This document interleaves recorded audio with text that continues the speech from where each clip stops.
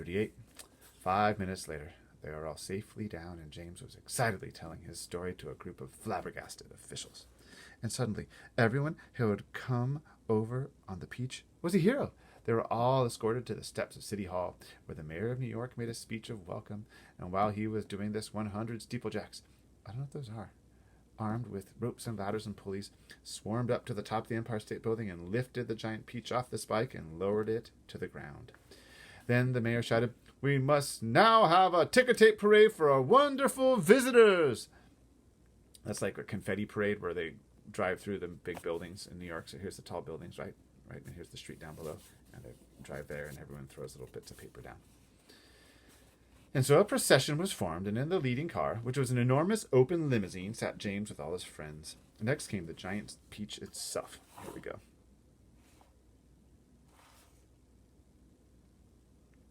Next came the giant Peach itself. Men with cranes and hooks had quickly hoisted it onto a very large truck, and there it now sat, looking just as huge and proud and brave as ever. But it has like holes in it and stuff. There was, of course, a bit of a hole in the bottom of it, where the spike of the Empire State Building had gone in. But who cares about that? Or, indeed, about the peach juice that was dripping out of it onto the street.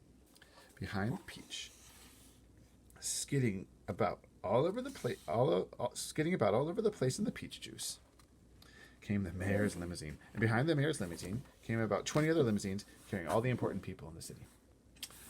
And the crowds went wild with excitement.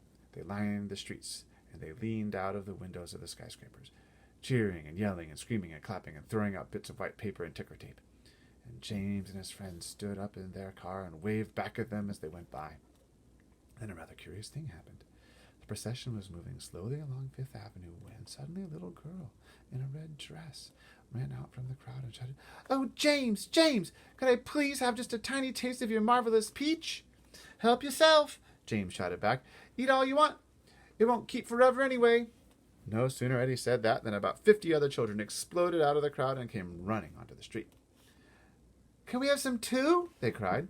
"Of course you can," James answered. "Everyone can have some." The children jumped onto the truck and swarmed like ants all over the giant Peach, eating and eating to their heart's content. And the news of what was happening spread quickly from street to street. And more boys and girls came running from all directions to join the feast. Soon there was a trail of children a mile long chasing after the Peach as it proceeded slowly up Fifth Avenue. Really, it was a fantastic sight. To some people, it looked as though the Pied Piper of Hamlet had suddenly descended upon New York. And to James, who had never dreamed that there could be so many children as this in the world, it was the most marvelous thing that ever happened. By the time the procession was over, the whole gigantic fruit had been completely eaten up. Sounds appropriate, otherwise it would rot, right? And only the big brown stone in the middle, licked clean and shiny by 10,000 eager little tongues, was left standing on the truck. Final chapter, 39. And thus the journey ended. But the travelers lived on. Every one of them became rich and successful in the new country. The Centipede Shoe Company, right? The Centipede was made vice president in charge of sales of a high-class firm of boot and shoe manufacturers. The Earthworm, with its lovely pink skin, was employed by a company that made women's face creams to speak commercials on television. Surprised he's not working to build subways. The Silkworm and Miss Spider, after they had both been taught to make nylon thread instead of silk, set up a factory together and made ropes for tightrope walkers. Probably not as much money in that as like vice president of sales. The Glowworm became, that's the best job. The Glowworm became the light inside the torch and the Statue of Liberty, and thus saved a grateful city from having to pay a huge electricity bill every year. Hope she's content in there, just top of a torch in the middle of an island. And anyways, the Old Green Grasshopper became a member of the New York Symphony Orchestra, where his playing was greatly admired. That's world famous, that orchestra. The Ladybird, who had been haunted all her life by the fear that her house was on fire and her children all gone, married the head of the fire department and lived happily ever after. Okay, man marrying a giant ladybug. All right. And as for the enormous peach stone, about James, it was set up permanently in a place of honor in Central Park and became a famous monument. But it was not only a famous monument, it was also a famous house. And inside the famous house, there lived a famous person, James Henry Trotter himself. And all you had to do any of the day of the week was go and knock upon the door, and the door would always be open to you, and you would always be asked to come inside and see the famous room where James had first met his friends. And sometimes, if you were very lucky, you would find the old green grasshopper in there as well, resting peacefully in a chair before the fire. Or perhaps it would be the ladybird who had dropped in for a cup of tea and a gossip, or the centipede to show off a new batch of particularly elegant boots that he had just acquired.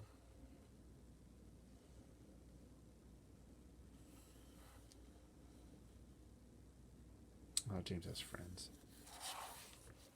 Every day of the week, I hope he gets enough privacy, hundreds and hundreds of children from far and near came pouring into the city to see the marvelous peach stone in the park. And James Henry Trotter, who once, if you remember, had been the saddest and loneliest little boy that you could find, now had all the friends and playmates in the world. And because so many of them were always begging him to tell and tell again the story of his adventures on the peach, he thought it'd be nice if one day he sat down and wrote it as a book. So he did. And that is what you have just finished reading. Huh.